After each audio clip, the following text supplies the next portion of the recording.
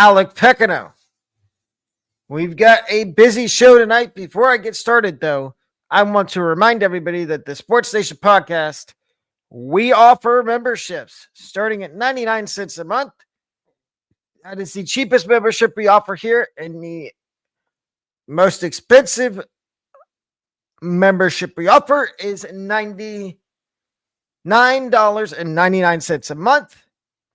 But we've got a lot to cover on the show today, so we're going to jump right into it and start with recapping the North Florida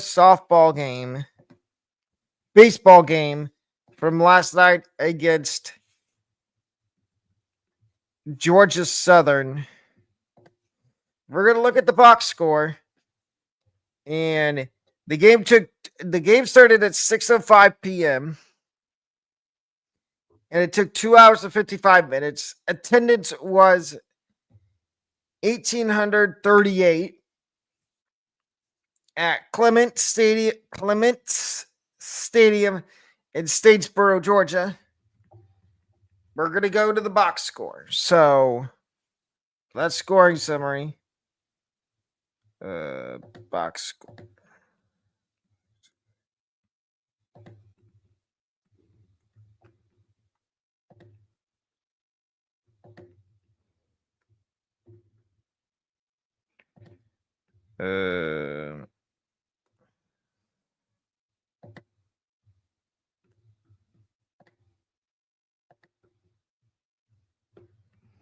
Okay, here we go. So the box score here.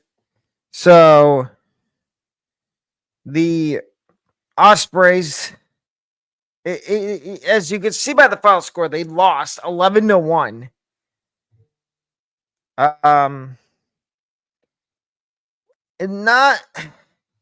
They didn't have a lot of hits. Let's go up and look at how many hits they had. They only had 5 hits to 14 hits. So UNF had 1 run, 5 hits, 2 errors. Georgia Southern had 11 runs, 14 hits, no errors. And this game only went 7 innings. And so let's take a look at the box score for UNF. But who had the hits? Santiago Ordonez had 2 hits. He went 2 for 3. And also had an RBI. So that's 2 of the 5 hits for UNF.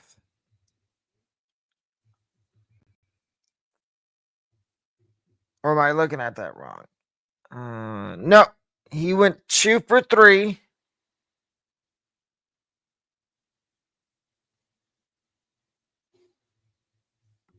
Yeah, he went 2 for 3. And then Ben Howell went 1 for 3. And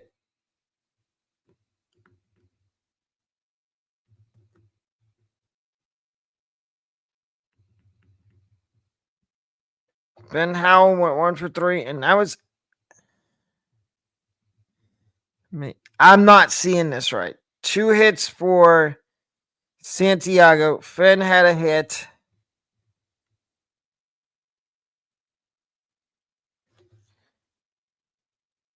And then Carter White also had 2 hits.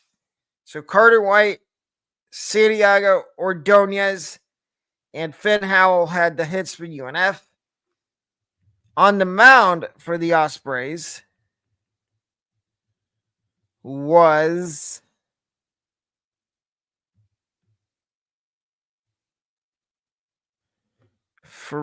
Ryan Ferrari. Ferrari was pitching for UNF. And I will be giving you a preview of the FGCU UNF series 3-game weekend set tomorrow on the show. We've got a lot of other stuff to cover today. So there's your recap of that. Now, we are going to recap the Lightning and Utah Hockey Club game. The Lightning won 8-0 with a couple of 2-goal performances from Oliver Bjorkstrand and Jake Guentzel. Again, that's Guentzel and Bjorkstrand.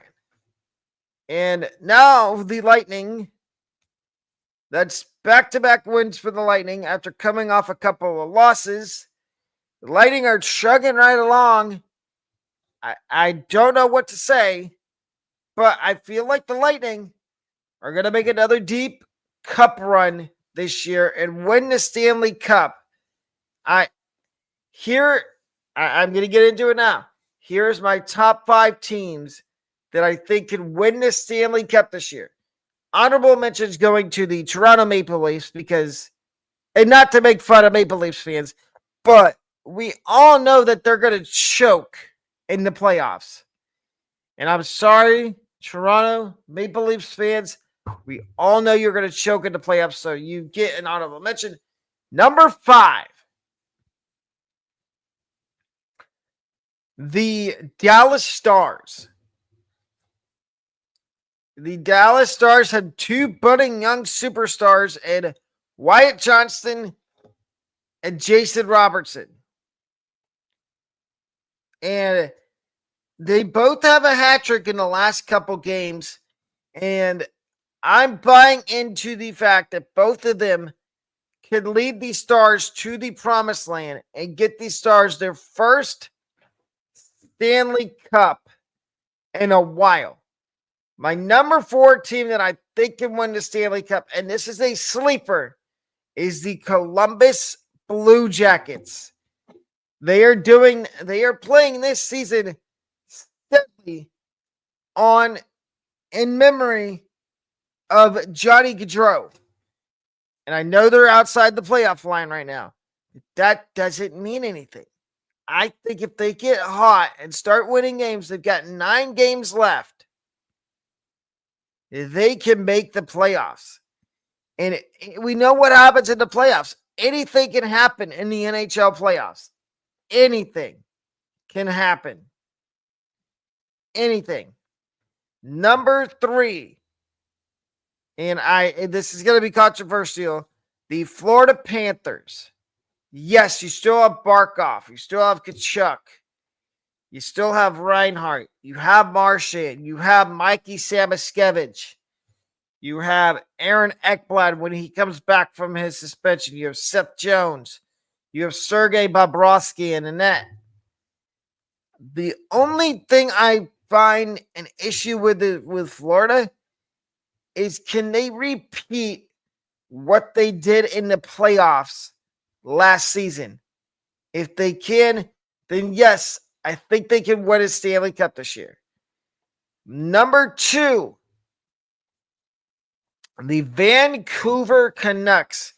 And you could call me crazy or whatever you want. I think the Canucks can win the Stanley Cup this year. Pettersson, Besser, Quinn Hughes is having the best season of his career. Thatcher Demko's having a good year. Just came back from injury a couple games ago. And number 1, and this is non-biased, the Tampa Bay Lightning. And I just explained why a few minutes ago. And they've got one of the best coaches in the NHL in John Cooper. Next, we're going to go to share my screen again. And I'm going to go over my top quarterbacks and running backs for the NFL draft. And we are going to start with my top quarterbacks. So my top 5 quarterbacks for the NFL draft. At number 5, I've got Ole Miss quarterback Jackson Dart. And yes, I'm going to explain my reasoning behind putting these guys where I put them. So Jackson Dart, the reason he's my 5th number 5 on my top 5 quarterbacks. And yes, as you see at the bottom, there is a top 10 list, and I will get to that in a little bit. But back to number 5 and Jackson Dart. I like the intangibles of Jackson Dart, and I can get behind Jackson Dart. At first, when I heard the first round hype, I'm like, there's absolutely zero chance he goes in the first round. But it's kind of grown on me. I watched this tape. I watched this pro day. He can be a late first round pick. And if he doesn't go in the first round, it'll be the early second round. My number 4 quarterback is a kid that was at Ohio State. But Ohio State, I'm going to say this as a Buckeye fan, we ran him off. Because we thought we had somebody behind him in Devin Brown, who's now at Cal. But Kyle McCord put up gaudy numbers in 1 year at Syracuse. And I think he is the biggest sleeper. He is not one of my 3 sleeper quarterbacks, as you can see. But he is one of the biggest sleeper quarterbacks in this draft. Nobody has a true grade on a guy like Kyle McCord. Now, I do. I think Kyle McCord is somewhere in he's the second, maybe third round quarterback, at the latest fourth. I like the measurables. I like the intangibles he brings to a team. He could be a starter. Or if you think he needs more development, put him in a system where he can learn. Maybe with the Rams. Maybe somebody that has a quarterback and is looking for their quarterback after their current one leaves. Perfect example, the Raiders. Maybe the Giants. Then we get to number 3 on my top 5 QBs, Cam Ward. And I hate to say this, I'm very wrong on Cam Ward. And I have some outlandish takes that I would put in on Cam Ward. And I do think Cam Ward deserves to be the number 1 pick. I take ownership. I was wrong on Cam Ward. I was saying all throughout the draft process, I'm like, before I made these rankings, I'm even like, to myself, I'm like, does Cam Ward really deserve to be a top 3 quarterback in your rankings? And I said, yes, he does. And if he goes number 1, the Titans are getting, or whoever ends up with the number 1 pick, whether it be Tennessee or whether Tennessee trades the pick to the Browns or the Giants, if they take whoever takes Cam Ward is getting a really good professional quarterback.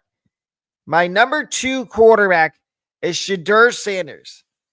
And I'm going to say Shedeur, I did watch a lot of tape on all of these guys. Shedeur, the one thing that stood out to me is that the one big thing he needs to work on is getting rid of the football earlier. If he can do that, he will be in a perfect position to be a really good professional quarterback. Because that was his one issue at Colorado, was holding the ball too long. And I understand that he didn't really have a good offensive line. But I think if you give him if you put him on a team, maybe the Cowboys, if they feel like trading all the way up to 1, they take him, or 2. But I don't see Jerry doing that. Shedeur, he just needs to be in the right system. If he's in the right system, he will thrive. My number one quarterback in my top 5 is Dillon Gabriel from Oregon. And I know what people are going to say. You are outlandish for not having a guy like Jalen Milroe in there, not having a guy like Brady Cook. They are in my rankings. They are in these draft rankings. But Dillon Gabriel, he has if you look at the Oregon quarterbacks that are in the NFL right now with Justin Herbert, that's the one I can name off the top of my head. What does Dillon Gabriel have that Justin Herbert has? The good arm. Dillon Gabriel can sling the football down the field, and he is a bit more mobile than people want to give him credit for. Now we switch over to my favorite quarterbacks, and I've got three. My number 3 favorite quarterback, and I know I dog on him a lot, but it's for a good reason. It is Jalen Milroe from Alabama. I like the intangibles that Jalen Milroe has. I think the one issue I have and why he's not one of my top 5 is the character. After a loss, he either cries or he doesn't go look at. He does go look at film, but he doesn't look at he looks at the negatives. You can't do that. Yes, you can look at the negatives, but you also got to take the positives too. For example, say he has a game where he throws 1 or 2 interceptions, and that's all he looks at on tape instead of looking at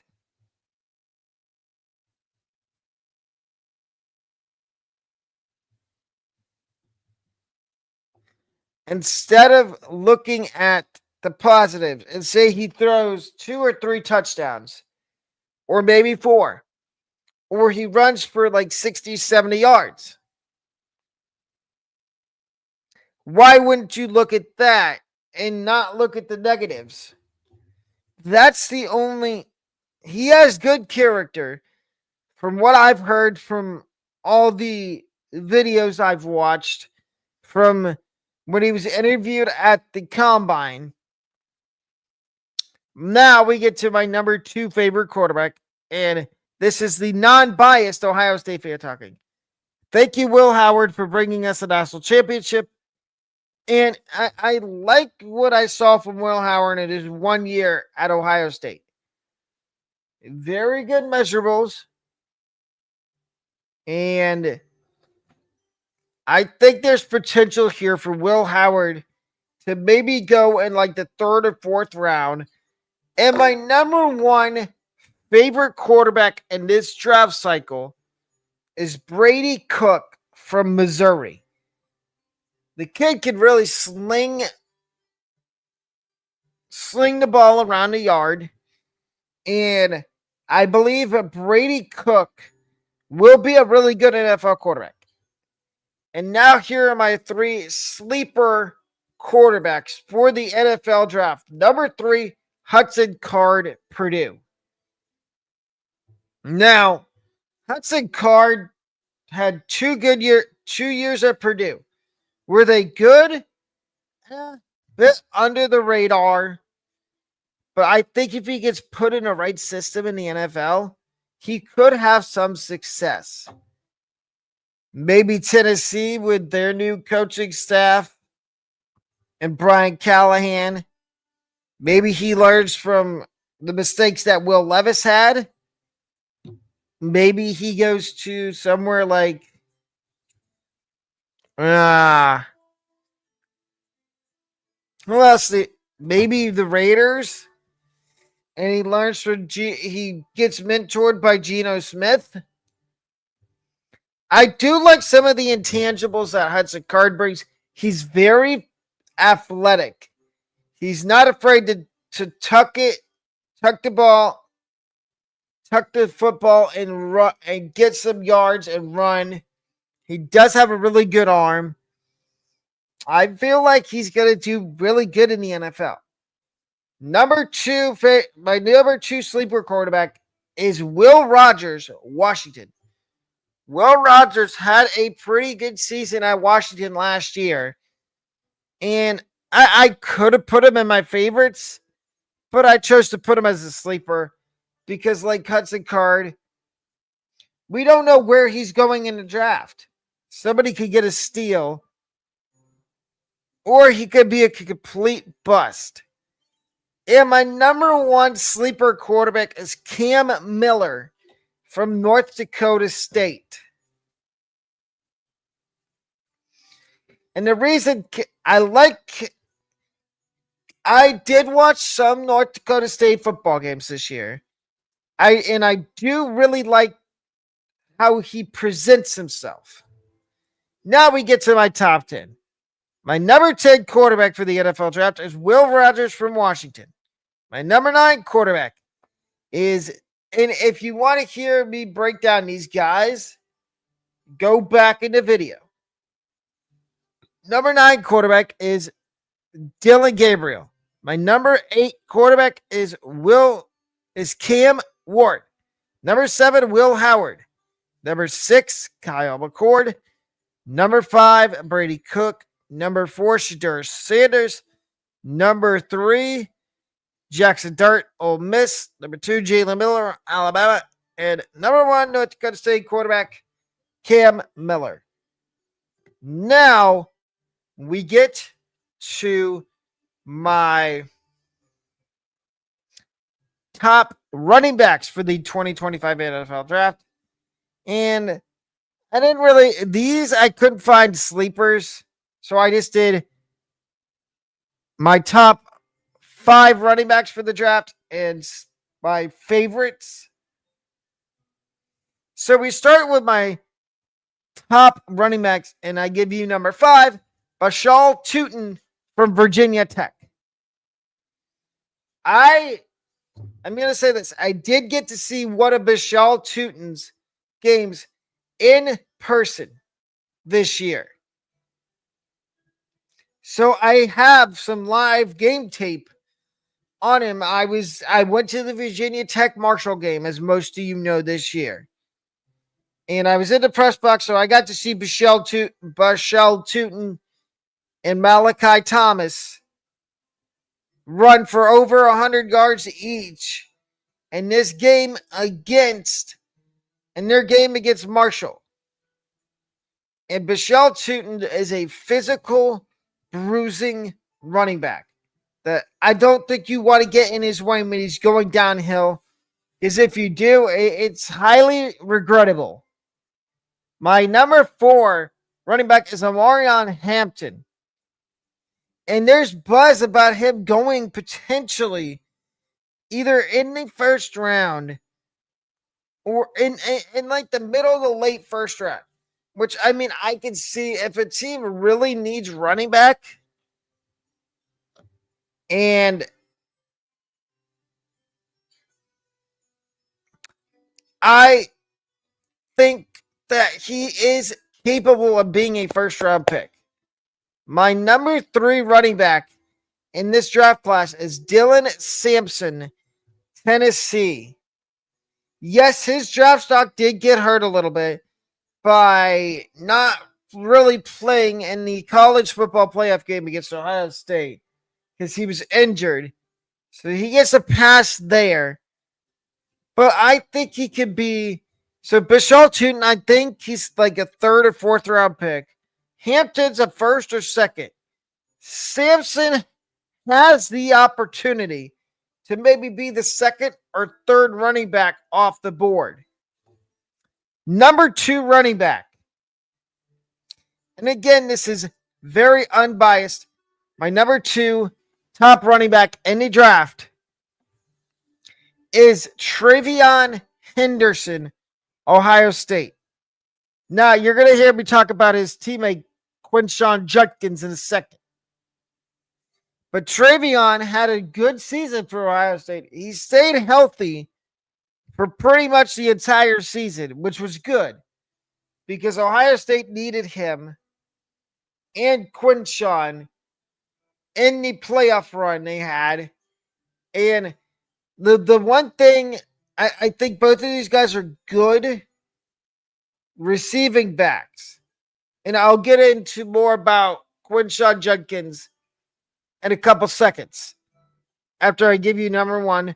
But TreVeyon Henderson, bruiser, downhill running back, can be a 3-down back if you want him to be. But if you want him to be the 3rd down guy to start, catching short dump offs from your quarterback, he could easily be that. And then, of course, number one, Ashton Jeanty. I couldn't put anybody in front of him. And no, you don't see Cam Skattebo on here because he's on the next list.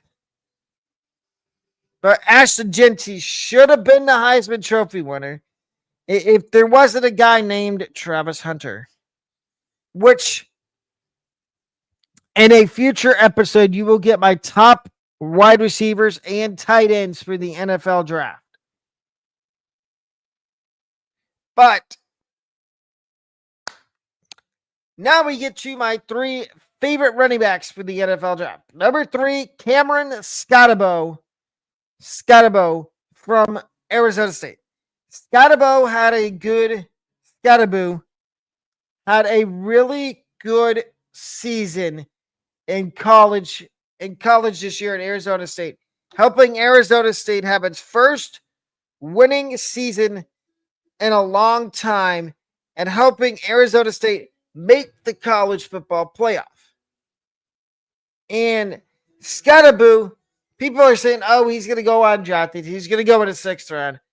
I think he goes in like the 4th or 5th round on day 3 to somebody that needs a running back, but they don't want to put big time draft capital into the running back position.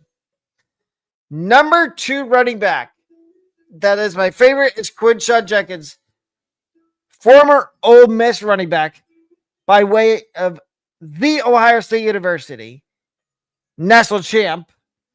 Just like I said about TreVeyon Henderson, Judkins was healthy most of the season. And compared to Henderson, who's the bruiser, he is the thumper. He's physical, downhill, can catch. And my number 1 favorite running back in this draft class is Caleb Johnson from Iowa. Yes, I said it. Caleb Johnson is on there. Now we get to my top 15 running backs in the Alex Top 15 Running Backs 2025 NFL Draft. At number 15, I've got Taj Brooks from Texas Tech. He runs with authority. That is my favorite part of his game, of Taj Brooks' game, is he runs with purpose. Number 14, Kyle Monangai, Rutgers. If you haven't, I've watched a bunch of these guys. I've watched almost every single guy on this list. I've watched tape on him. Monangai and Brooks were my favorite tapes to watch for the running backs because they're physical guys, but they can also catch the ball out of the backfield. We get to number 13, and that is DJ Giddens from Kansas State. Another guy that's a versatile running back. He can catch the ball out of the backfield, can run, physical. TreVeyon Henderson, I've already gone over. He's at number 12. Caleb Johnson's at number 11. Simpson's at number 10. I've already gone over him. The guys I've already gone over, if you want to hear me break them down, go put a minute back in the video. Number 9, Michelle Tootin. Number 8 is Brashard Smith from SMU. My favorite thing about him from his tape was the fact that he's not afraid to pass block or run those screen plays. And that's what you need from a running back. Because most of the time when they catch the ball out of the backfield, it's going to be a screen pass. And Brashard Smith is really good at catching screen passes. Number 7 running back is Devin Neal.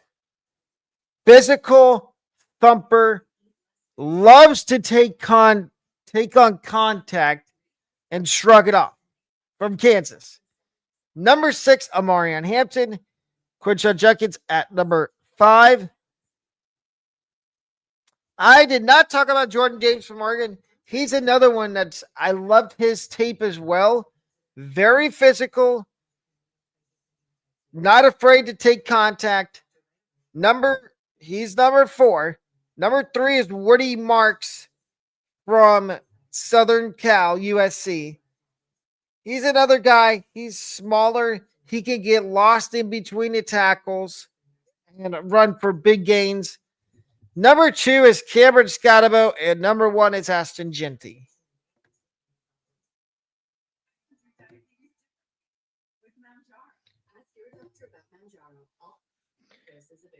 And if you haven't subscribed to the Sports Nation podcast, highly recommend that you do. I'm going to make the announcement right now. We will be having more of these Sports Nation podcasts, the Sports Minute being the title, going forward. And when college football season starts, Tuesdays and Wednesdays during college football season will be the College Football Podcast, and Thursdays will be the Sports Nation podcast. And I will have my co-host that co-hosts with me on Tuesdays and Thursdays. He could not make it tonight. We will have him back on Tuesday, and he will be doing it with me Tuesdays and Thursdays. And in Tuesdays and Wednesdays, like I said, during the college football season will be our normal podcast for college football, with Thursdays being the Sports Nation podcast, and Mondays or Fridays being our college football. Probably Mondays. Mondays will probably be the day we do our college football show, which will be debuting a new format starting week 1 called the MVP board, which, if you haven't seen it, we kind of somewhat unveiled it during the bowl season last year, but it'll be fully released week 1 this year. And again, please like, subscribe, turn on notifications. And also don't forget to purchase a membership. But that's going to wrap up tonight's episode of the Sports Nation podcast. I will see everybody tomorrow morning at 10 o'clock for another episode of the Sports Nation podcast. And here's what to expect on tomorrow's podcast. We will be going over the South Florida Bulls and North Florida Ospreys weekend series previews. We will also be going over the NFL free agency AFC edition and previewing the upcoming schedules of games for the Rays and the Cincinnati Reds. And also, I have a community poll posted up on my YouTube community tab. I would highly recommend that you go and check out the community poll and check out future community polls I put up, because in 2026, I'm making a stop for the College Football Podcast with my co-host, Bradley Walker. We're going to Ann Arbor, Michigan for the Oklahoma-Michigan game. And I know we have some Michigan fans on here.